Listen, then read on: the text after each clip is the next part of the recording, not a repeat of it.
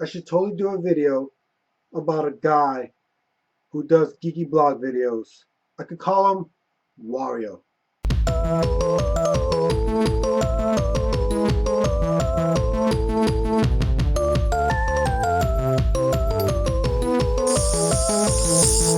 Geeks of the Week. Steph, I'm sorry I forgot to ask, how's ToyCon? That Adam West Batmobile looked legit. The whole vibe of the convention sounded awesome. Now I really want to go to a toy convention because, as you know, I love toys. All the action figures, like, I have to stop buying them. My closet is seriously 80% uh, toys and 20% clothes, and that's not a good look. Not a good look. Our Lulu couldn't be here because she was attacked by wigs.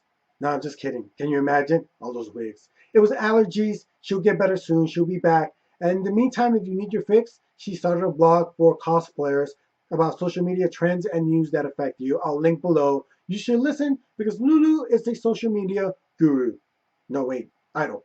Social media idol. That's more kawaii.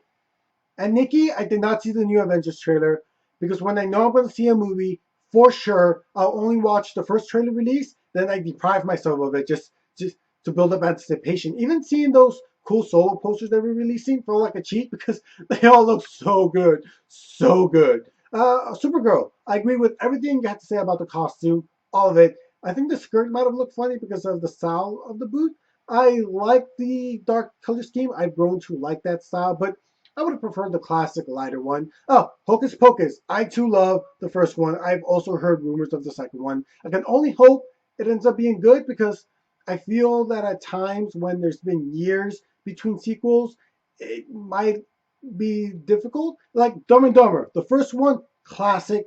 15 plus years later, second one was yikes. It was so bad. What do you guys think about that, by the way? Like, is there a certain window where you can execute a sequel, especially when it's something classic like Hocus Pocus? Like, I think it becomes a little difficult to recapture that magic, and especially to live up to the original because it becomes so beloved. But yeah, like if they do go through with it, I hope it ends up being awesome. I really do. Bibbidi bobbidi boo. No, wait, that's not them. The Oscars were a couple weeks ago, and I finally got around to watching Birdman. So this is going to be my super late, tardy, belated review of Birdman. Ah!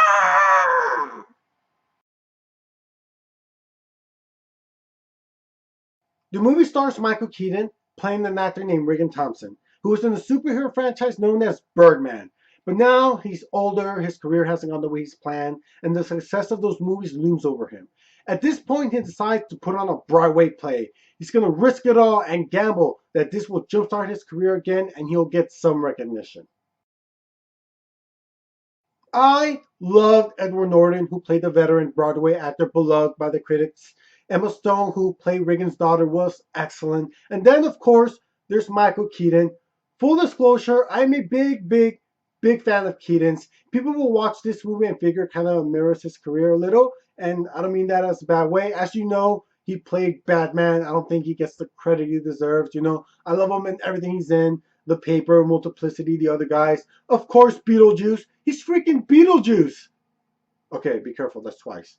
Point is, you should have won that Oscar. Damn you, Academy Awards! I was riveted what the movie had to say about acting, the craft of it. It touches on the superhero aspect of it, but it's blockbuster films, those who act in it compared to something like Broadway or independent movies. I even like what it had to say about critics, because I consider myself one. And who the fuck am I to say something's good or bad when someone's taking a risk and putting themselves out there? At the same time, what if they're being lazy and putting out a bad performance or material? Shouldn't that be pointed out? I don't know. All I know is that this movie made me think, made me examine a few things, and at the end, that's all you could ask for. Did anyone else watch it? What did you think? Let me know in the comments below. Like I said, I know I'm super late with this review. As I said, Birdman made me question reviews, the practice of it. So instead, this week, I'm just going to quickly talk up some comics I did enjoy. Howard the Duck issue 1. Howard is an acquired taste. Insert Duck dinner joke here, I guess. Anyways, Howard is a private eye. He is sassy, People seem to accept there's a duck walking around just talking. It was a solid first issue. If you're a fan of his, you'll enjoy it. If you're not, what will it take for you to become a fan? Oh, a talking raccoon, that's fine. That's fine. But a duck? Oh, that's just crazy. You've gone too far. I'm out. Next, Star Wars Issue 3. This takes place between New Hope and Empire Strikes Back. I was one of the biggest doubters when they decided to give Star Wars back to Marvel, but to their credit, they've put some top-notch creative teams behind it. All the comics they put out have been excellent. The artwork here is beautiful. You can literally hear John Williams' score over it. If the Force is strong with you, pick this up, you will. And finally, Silver Surfer issue 10. Galactus is trying to hit a planet again, and it's the one Surfer and his partner Don Greenwood is on. Surfer's all like, nah, bro, don't eat it. You won't like it. Galactus is all like, but I'm hungry. And Surfer's like, okay, cool, we'll go get you some Buffalo Wild Wings later. But Galactus foolishly turns that down. I've really been enjoying this run of Surfer. It's a new way, a different take on him. People have said there's elements of Doctor Who because now the Surfer has a companion, and I'll take their word for it because I am not a Whovian yet. One day, one day. Anyways, in the meantime, don't pick this up because it's not new reader friendly. The arc just ended. Maybe the next arc, or at the very least, go back and pick up the trades. Totally worth it. I'm gonna mention some quick things before I go. All do Ghostbusters announced, but isn't that the first one? Firefly's Adam Tudyk's project of Conman has ordered and financed. When I heard the concept, it reminded me of Birdman. I'm sure Nikki will talk about it and do a far better job than I did. And finally, I'm going to end this on a sad note because that's my video trend lately. And the people who create the things I love keep dying on me. Sam Simon, the co-creator of The Simpsons, passed away. He was fighting cancer. As you know, The Simpsons means a lot to me. It holds a special place in my heart. Yeah, I mean,